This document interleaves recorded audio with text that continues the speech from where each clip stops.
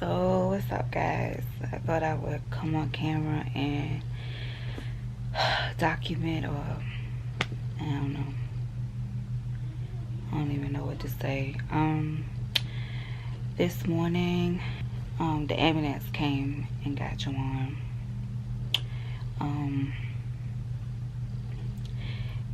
He woke up, he took a shower while I was out at my desk working, and he came to me and said that he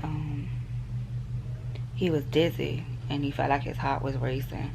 He was like, I need to go to the hospital. So I was like, okay, let me put my clothes on, we can go to the hospital. And he stood up and he couldn't walk. So I was like, oh no, I like sit down or whatever.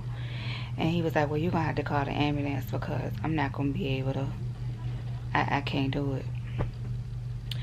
So the ambulance came and they worked on him or whatever. Worked on him meaning they did a workup. They did the EKG and all of that. Was asking him 1,000,001 questions.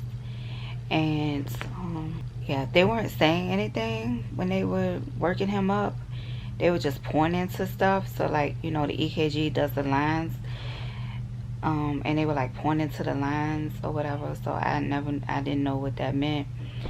And it's really been a long day.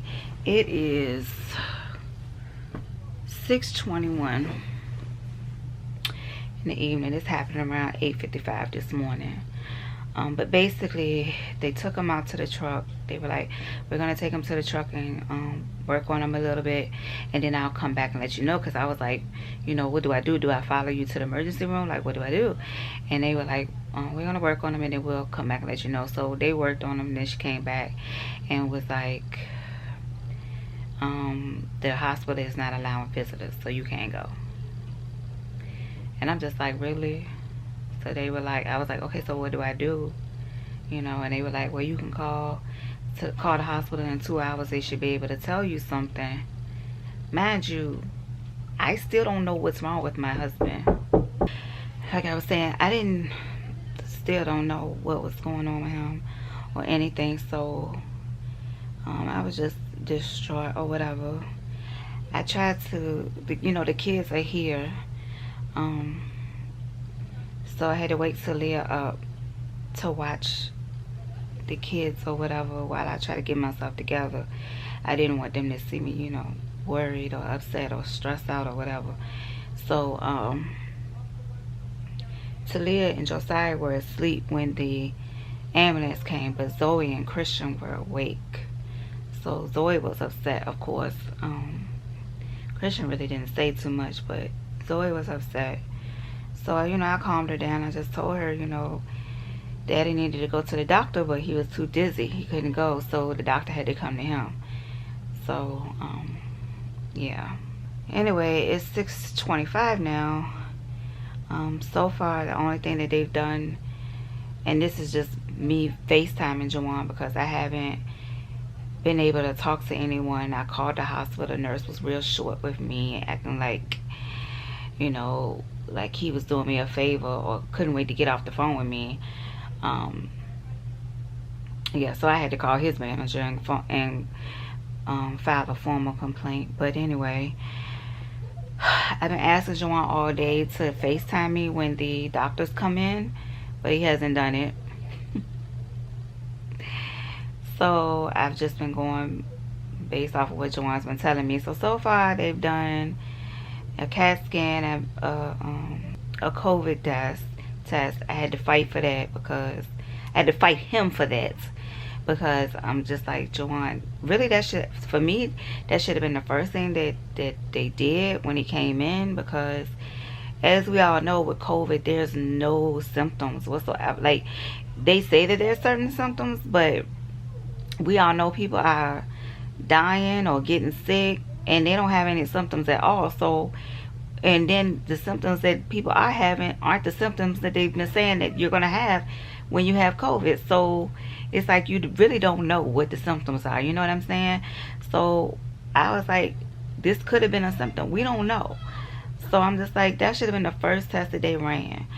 But when he got there, he said that he asked for the COVID test, because I was like, please ask them to give you a COVID test.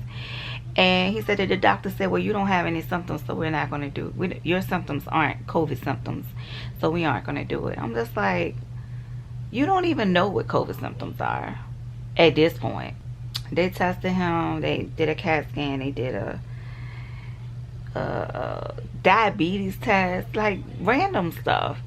You know, they did all the blood work. The blood work came back fine. His CAT scan came back with some neurological things that they saw. So then they were saying that it could be vertigo. But it was something with his vessels. They're smaller than normal. So they had a specialist come in, and they're doing an MRI. And also, they switched doctors, because you know they switched.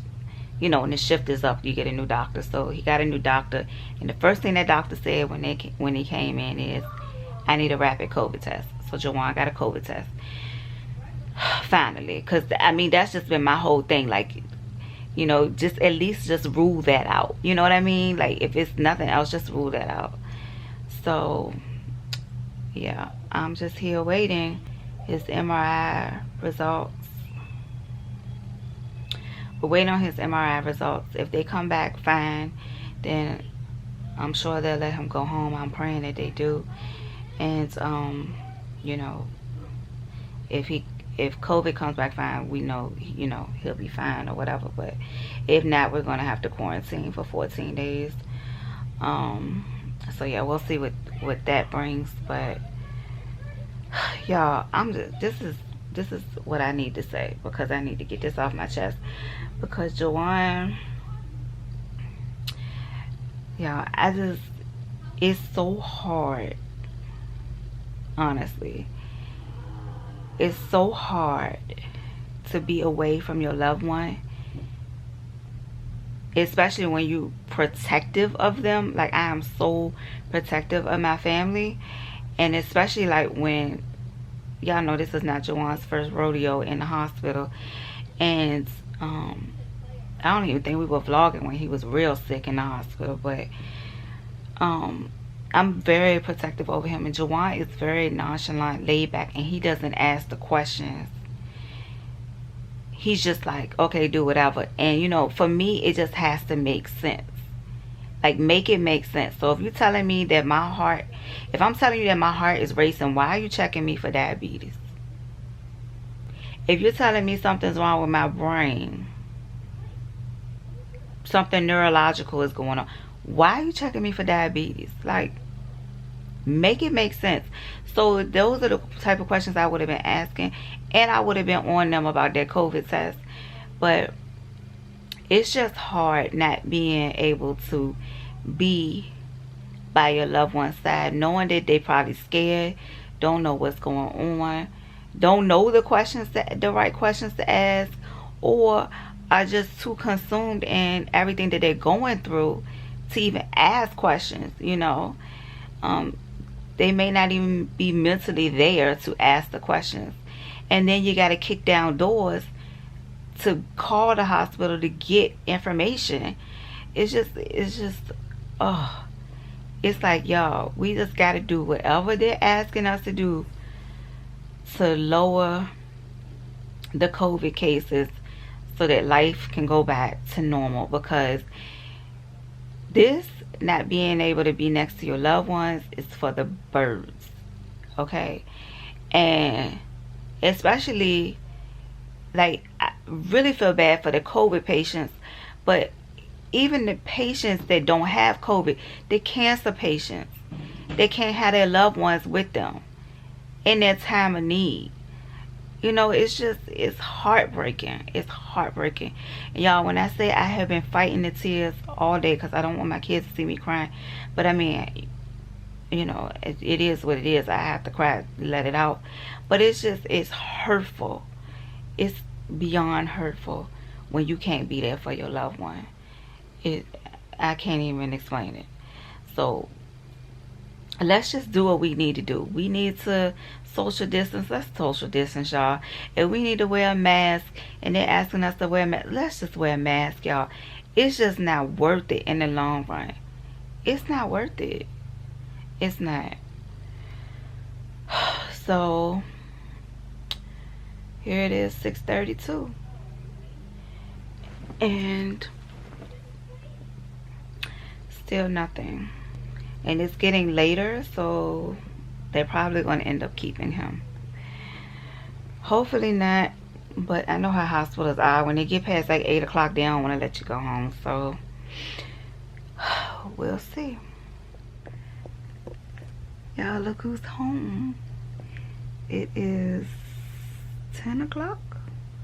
Is it 10 o'clock, Juwan? 11. Oh, 11 o'clock. I picked him up at like 9:50. So, update. His COVID test came back negative.